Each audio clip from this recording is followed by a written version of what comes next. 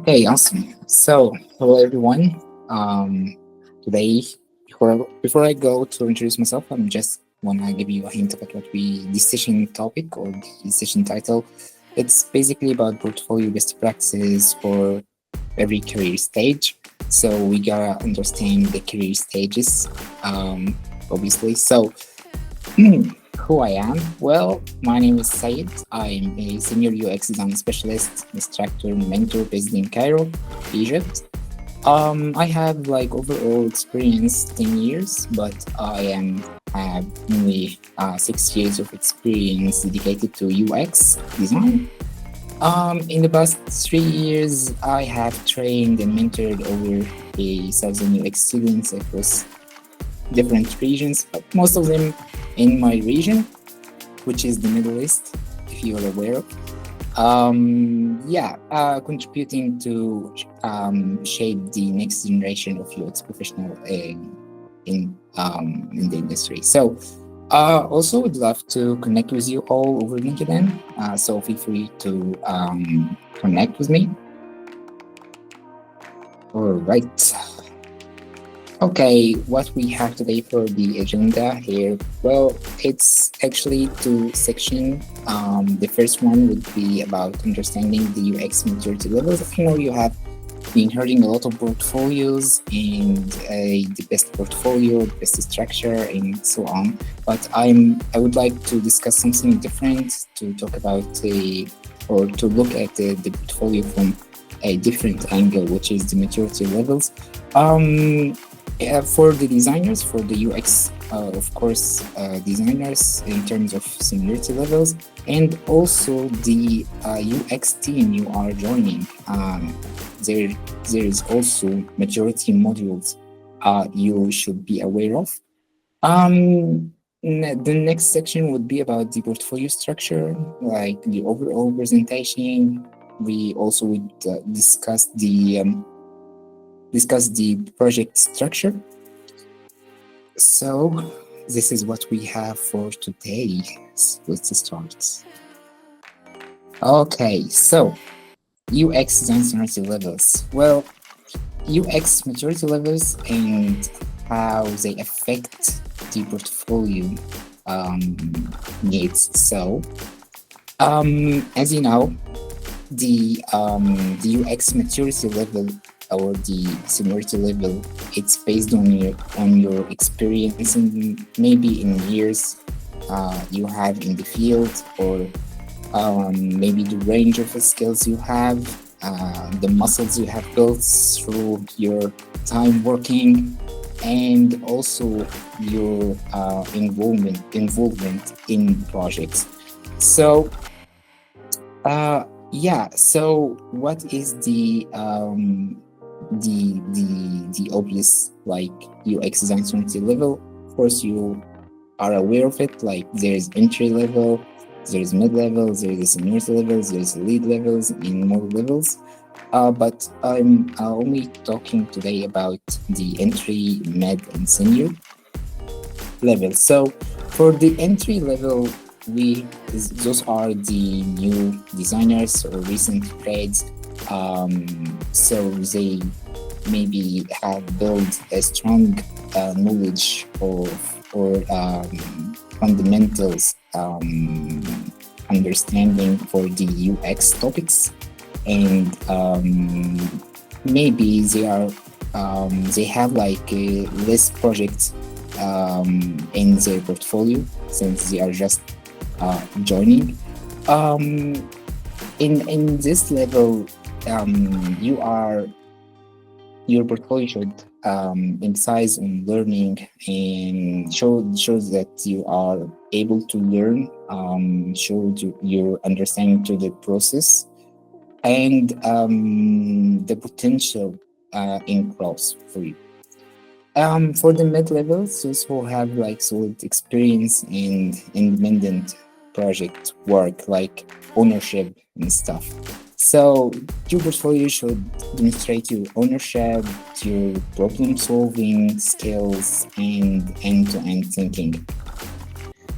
For the senior level, um, it's for the designers who have like uh, over 6 years of experience with strategic involvement in projects.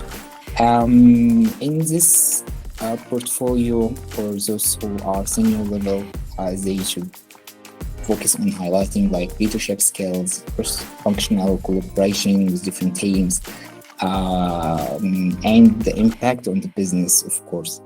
Yeah. So, for your portfolio should clearly communicate your maturity level. Why is that? I will discuss the maturity level of the company, but I would like to see if someone have question before we go to the next slide. So everything's clear. Okay, good. So why is that important that your portfolio is communicating your maturity level? Because when you are applying for a job, you are joining a design team, and this team has a maturity level, and there is different maturity levels, and I will demonstrate it to you up next. But it's actually a factor of screening portfolios. Like, we are in the limited maturity level stage here, so we are scanning the portfolio based on the designers who would fit in this maturity level for the team, so he can fit well in this level. So this is the point of view I want to bring to the table today. So based on Nelson Learning Group, there are six stages of UX maturity. This is actually an article on Nelson Learning Group. Feel free to check on it and read it in details. So we have like the absent, the limited, migrant, structured, integrated, and user-driven. Like, user-driven is like the highest level of maturity. So the way I see it, when you are like an entry level, it's not easy to jump into a user-driven maturity level team, because you have like the fundamentals. You haven't experienced applying these fundamentals knowledge you have in projects. In the user-driven, they are more focused on user in the high level of understanding for the user problems and the high empathy, and they are listening to the user. So you have to have this experience in empathy and insights with users, and work with researcher, work with other designers, maybe take like ownership and stuff like this. So this is like a general idea for you to think about it when you are creating your portfolio. What level are you communicating through your portfolio, and what project should be included to have a good chance to have this job? And also, if you are already hired and you are in one of these six in our on any of these stages, you should also be aware, like, I need to update my portfolio to go to the next level, to have like to move to like a better opportunity, to have like a very or more nice job, nice team, or a better team, or to also work on improving my skills and have like more in-depth experience in the field. So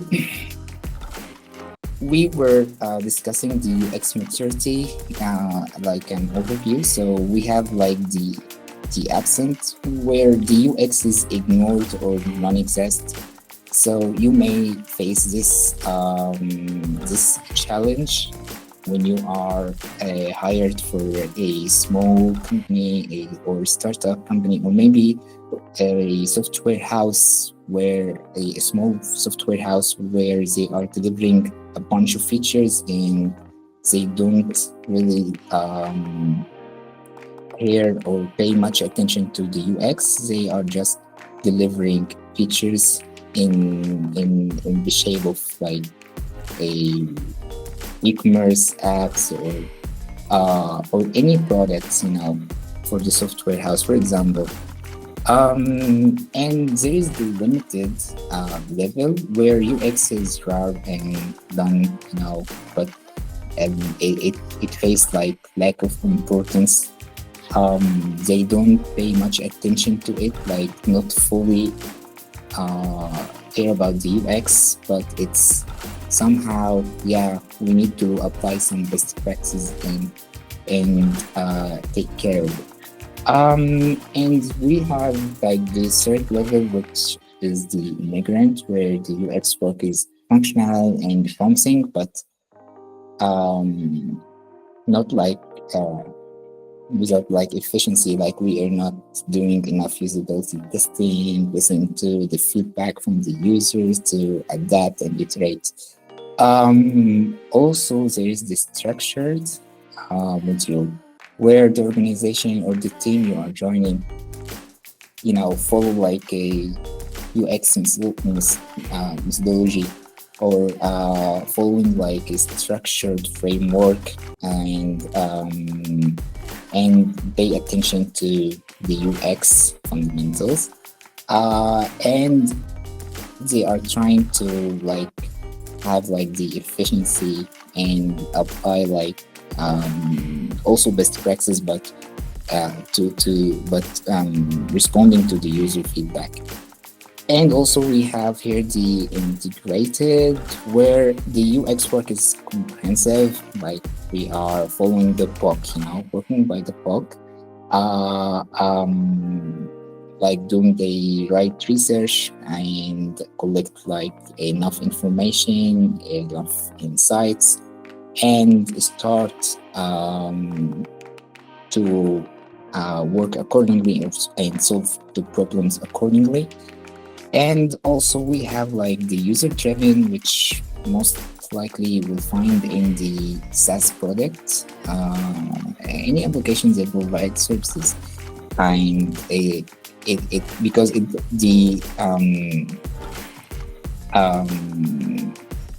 depends on how the success of this services or this application, this product, depends on how are you good in listening to the user feedback and satisfies your needs.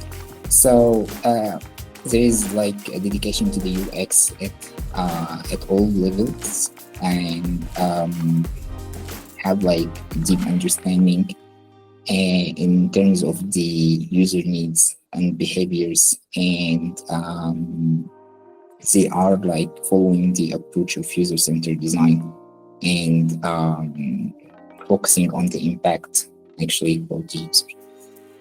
Okay, so yeah, any question about the UX maturity levels?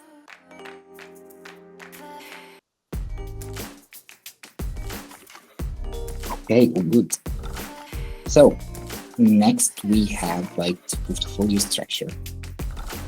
So this is based on my experience, what I'm gonna share about the portfolio structure. So it's different from designer or from one to another or from mentor to another. But the way I see it efficiently, I have experience with, this is like what I'm gonna share with you today. So in general, any portfolio structure should have like an intro. This portfolio should represent you, who you are, your role in UX, and your key strengths. Also to contain case studies. There is like a debate here about the amount of the case study. Should we have like a 2-3 case studies, or we should focus on the quality of the case study itself? This Actually, you can find the answer if you are aware of the level of maturity the team you are joining. So your portfolio is tailored to a, a specific module or level of maturity team you are looking for. So it could be for the limited, for example, maturity level. So they will care about your how much you practice doing design. So they will care about the amount of the UX case study in your portfolio, like two or three, maybe not enough. But if and they don't pay attention to the quality, as I mentioned, or the how good are you in UX, or how have you done like UX job. But they were looking for the UI and the amount of portfolio of projects you have delivered. So, but in like high level of maturity, they will care about the details and the quality. So they don't care about how much or how many case studies you have in your portfolio, how many projects have you been involved in. So they will pay much attention to the details, to the quality of the work and your process. And of course, your portfolio should communicate your process overview, like your outlines for the process you use in each project, and the how are you familiar with different frameworks, for example, in terms of or UX processes or something. Also, your portfolio should, in your case study, should show case of your results and impacts in each project, and it should be measurable. So, last thing, of course, contact, resume, links. So, if the hiring manager liked what he wants to contact you, this should be like also included. I am not sure about the having the resume on your website or portfolio, because I'm in a different region. We do not expose our personal data, which is in the resume, in the putting it like online in portfolio. But in other regions or in other areas, it's okay. So it depends if you want to share. You just want to like have a contact before people having access to your resume and your personal details. But if that's okay, you don't mind to share your resume, it would be good to put it right there. Because sometimes you will get like calls and in unexpected time for people who want to hire you. Maybe this is something you don't appreciate much, but if you are okay with it, it's okay. So it should be easy for the people who are checking your portfolio to reach or to access to your contacts and your resume. Okay. So when you are working on your portfolio, updating your portfolio, you have to carefully pay attention to the first impression, the navigation, and the consistency.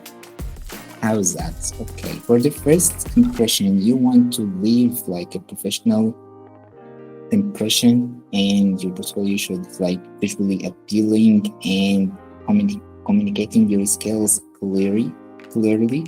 And so you should consider that, or pay much attention for the first impression, because you may heard like the hiring manager do not spend much time in each portfolio, reviewing each portfolio for the job application. You have like just, or based on the first impression, you have like 1 minute or 2 minutes, maybe 5, depending on how much applications he has. So, and how much time he has, and how many years of experience he has as well. So this actually affects affect reviewing your portfolio when you're applying for a job. So you gotta leave like a very good first impression. The second thing, it's extremely important, which is the navigation. So the you know, you are a UX designer, so if the navigation is not right, the information structure is not that good. I can't navigate through your portfolio, can't reach your resume, can't reach your personal details, or it's not in like a it's not like easy to navigate your website or your portfolio. It's not like logically structured. It would be a problem, you know. So you also have to take care of the navigation, how you structure your data or the your information in your portfolio. And the last thing is the consistency, and not just the visual consistency, like the UI consistency across the website, but also the narrative, the tone you are using in each project. So this is also very important to pay attention to. All right. The second part is the project structure. So when we come to the project structure, we have to tell a story of the project, you know? And there's a lot. Maybe also you have heard a lot about storytelling in UX, in communicating your process, your projects. It's a very important topic. You should educate yourself in it. So you should have like a very strong storytelling skills actually. So also you have to communicate in the project the process you have you went through, and the visual designs, of course, and the outcome and your impact. In details, we have like the storytelling should clearly communicate the problem statement, the process you have used to approach this problem, and how did you get to an impactful solution. And of course, the process in depth. You should like showcase of the process you went through, you used, like what have you done actually, like research, ideation, prototyping, testing. Maybe you have like a several or a few iterations. That also should be communicated, and it showcase your skills. Actually, this is the part you show your skills. Like in research, I do like quantitative and qualitative research, and what methods and so on. And how is your ideation techniques? What are these techniques you are using for ideation to solve like a problem? And of course, not just putting like UI, you should like have like an interactive or show like the interaction design skills. Maybe record the video for the prototype. This also leave like a very good impact when are reviewing or when the hiring manager review your case study. And of course, how did you make sure that this design or this solution is actually a good solution, or the problem had been solved? Have you tested? How did you done that? Also, what was the outcome of the testing? What was the KPIs you used to measure the success of the tasks or design? And if you got feedback from testing and you applied some enhancement, you annotate this enhancement. Maybe in screen you have edit, or you have solved a problem in this screen or in this flow, um, to just showcase what was wrong, what you have done, and the impact, of course. The next would be like the outcome and impact by the end of the process here. You have like, after you conducted all this process, all this work, what is the results? What was the impact? And of course, like if you have like wins or like personal achievement in this project, feel free to show and highlight this impact. This actually is important. And of course, the visual design. This is like obvious in each project. You have done some, if you are UX UI designer, so you maybe do like work a lot on UI design and visual design. So it's important to show uh, how are you pixel perfect designer, show like high quality work in terms of visual. So yeah, that's it for the project structure. Just before we go to the next, if anyone has like a question, we good? Okay. So I have here like an example for the entry level and the mid level portfolio, and just to showcase differences um, for your information. So the entry level should focus, in my opinion, on understanding of the UX process. You have just graduated from the university or bootcamp, UX bootcamp. You have done like a few practical workshops or something. So you have the fundamental, you have the knowledge, but you didn't practice too much. So it's great to showcase that you fully understand like the UX principles, the UI principles, and show maybe in shots. If you didn't get the chance to work on a full project, maybe you have been practicing like voluntary work, or you are just practicing with in the bootcamp projects or something, but show like you have applied like consultative principles, you are aware of the flow structure, and like communicate that you do understand this fundamentals of the UX and show them that. So it shows through the work, of course. And also you should it's amazing to have like curiosity.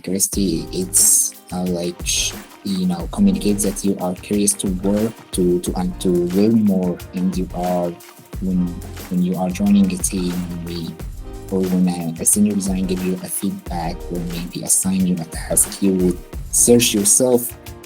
Maybe you would want to learn more, you are hoping to learn, and you are also open and active to seek feedback, and which is lead to like you are a good applicant, and you have such quality, and there is a potential for you. So for the introduction, maybe a brief with like a personal statement with your background, since you are entry level, so it would contains information about education, interest, motivation in UX, and I left here an example. I will share this slides with you over the slide, so for you to read the examples, don't worry. Yeah, for the case studies, I actually Now, me personally, I don't agree with the 2 3 projects, or the numbers, but maybe this, as I said before, it's depend on the maturity level you want to go to. So, but as you are like an entry level, yeah, you should have like few projects.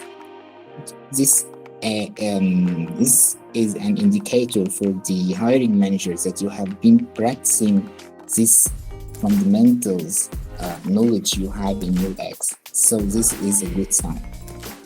But if you have one project, so the odds is not in your favor. So you didn't practice too much. So this means we would, as a team, invest more in you. You are not like fully ready, and maybe there are other candidates who are having and have like this practical experience in their portfolio. So you just want to have a chance, right? So maybe having like 2 or 3 projects is something good.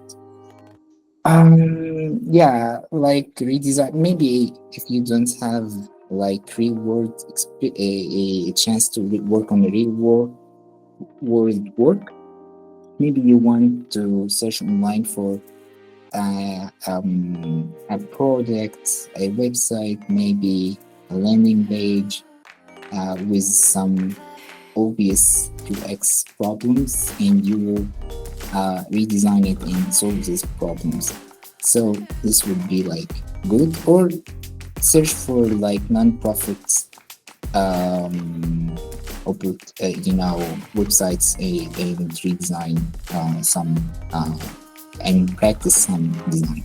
So yeah, for the project, of course you need to show the project context, your role, the process overview, the results, and the reflection. What have you learned and what could you improve in the next project or the next phase? And here is like 3 tips I have here, like summarizing what I have just said. Show your understanding for the UX principles through annotated wireframes, sketches, or whatever. Like maybe you have like an edition on UI screens, that's okay as well. Emphasize on feedback you have received. If you have done like this non-profit projects, seek feedback from other experienced design, or from people with experience, and maybe you should update. Don't like replace the old version with the new one. Keep both, but this before I get feedback, I searched for, or I was looking for feedback and I got feedback and I enhanced it 1, 2, 3. This also a good sign, like you are open to learn and you are open to feedback. You don't take it like personally or something. Yeah, and the last thing, to use like personal projects if you don't have the chance to work in real world experience or real world project or something. Yeah, here is also another one for the mid levels, but I won't go through it, but I will share it with these slides. It's the same, but there's like a few differences here. But the impact is big. Like for the focus, you are here emphasizing on ownership. We can trust you as a designer that you will take the ownership of a task you are working on, and you will come up with a solution, or you can solve the problem. Which mean you have like you should like showcase of deep understanding for the fundamentals, and you know how to get deeper insights. And also your impact should be clear on the projects.